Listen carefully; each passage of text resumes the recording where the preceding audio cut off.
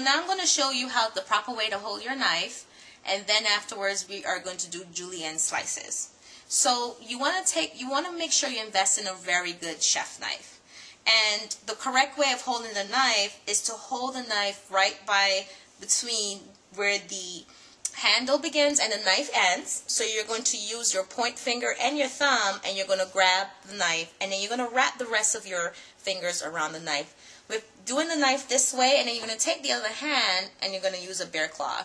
Using the knife this way allows you to have a better handle and control of your knife so that you won't cut yourself. So the first thing you're going to do is take off the edges of the carrot so you can have a nice sturdy space. So you just hold on to the carrot with your bear claw and you take off the bottom. So now you see a carrot's not moving, and it helps it to remain sturdy. Do I have to do it over? And then the next thing you're going to do is to go around the carrot and do the same thing. And you're going to take all the edges off until you get a nice perfect rectangular shape.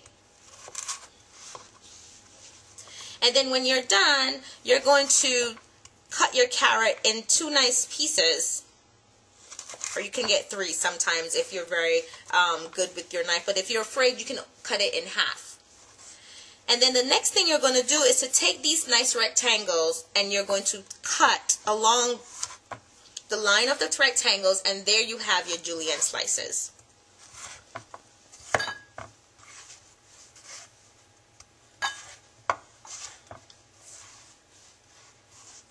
So remember, when you're using your knife, you want to make sure that the tip hits the bottom of the board first, and that you're sliding your knife forward in a rocking motion. So when you have the knife gripped this way and you're sliding it forward with your knuckle guiding your knife, it enables you not to cut yourself, but it also gives you an opportunity to really have a good grasp on your knife. So now once again, proper holding of our knives.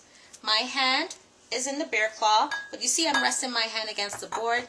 This way my onion is not rolling away from me and I'm nice and comfortable. So you don't want to move your body to the food, you want to move the food to your body.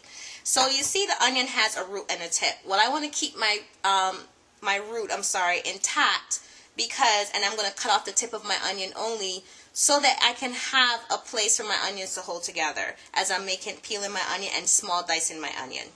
So I go into the onion and I take off the tip, and now my onion is nice and flat, and I'm just going to cut along the root of my onion. Cut my onion in 2 halves.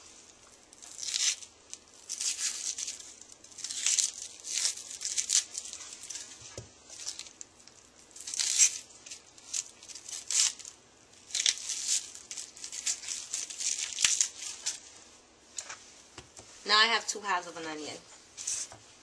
I'm going to take my hand once again, and I'm going to turn my onion to when I'm comfortable. So now I'm going to slide the tip of my the curve, or some people might call it the belly of the knife, and I'm going to slide it into my onion gently. Well, you want to make sure you have a nice sharp knife for this, because a lot of times if the knife is not sharp, it will hook into the onion and it won't cut it correctly. And then you also are going to go up towards the lines of the onion, and you're going to go 90 degrees in. And that's why we needed to keep the root intact, because it allows the onion to hold together while you're cutting your small pieces. And then I'm going to go the other way.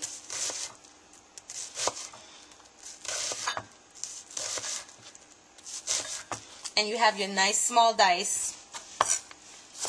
And then it's going to run through the onion a little bit to make everything more uniform. This is the time when you start crying.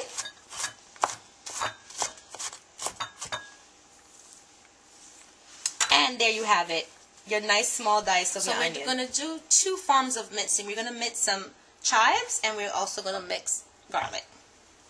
And mixing chives are pretty easy. Same way, we hold our knives, and we're going to rock forward.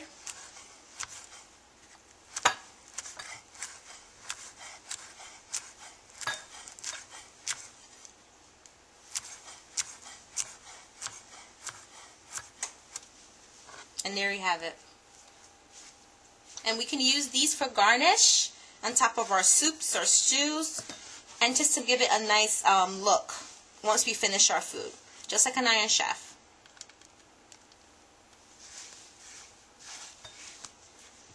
So we're going to move that to the side.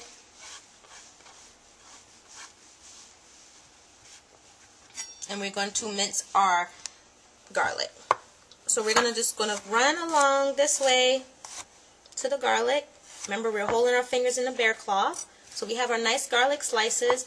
And once again, we're going to run along that way with the garlic.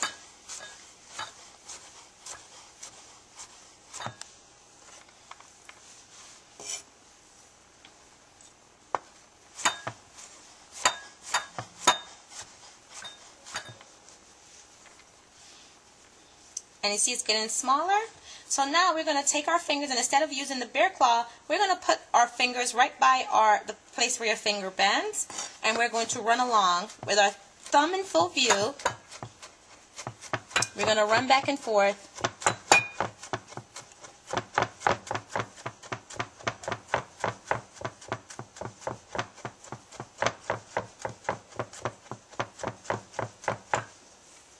And get nice tiny pieces of garlic.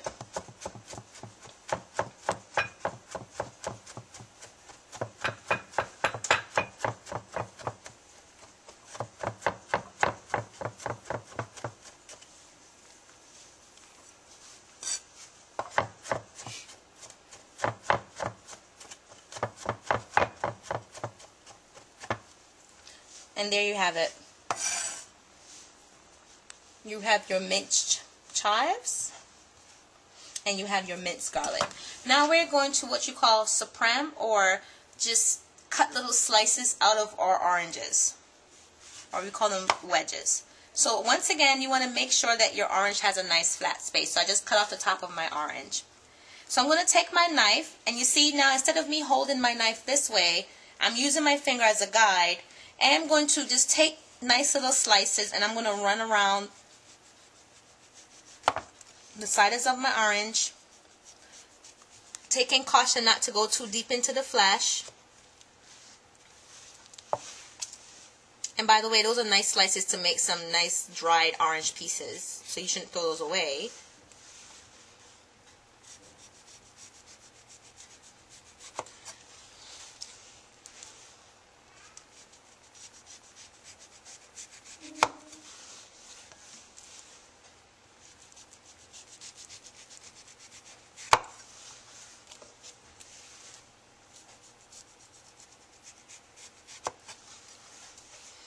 So I have a couple more pieces. Take off that white piece right there.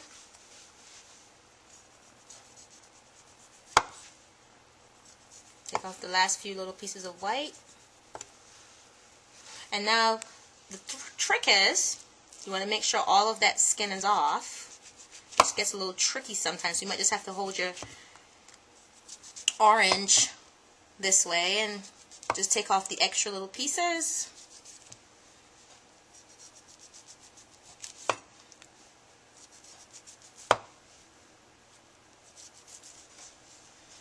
So now that we have it all off, now that you can't save. You have to toss that.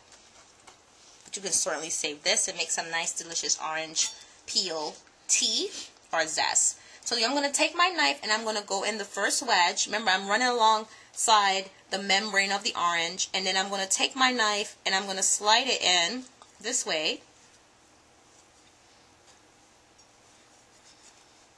And I'm going to get my wedge out. Sometimes the first wedge is the trickiest one. And you see, there's no seeds on my wedge. And then what you do is get a smaller knife after that. You can hold your orange in your hand. And once again, you just run along the membrane. It's good to do this on top of a bowl too, instead of your cutting board, so you won't get a nice big mess. But then the pieces just come out quite nicely. And these are the pieces that you can use to make your nice salad. You can give it to the kids without worrying about them swallowing seeds, especially young babies. So that's how you supreme an orange. 'Cause if you're not really it, I don't wanna be either. I wanna be next to you. I can go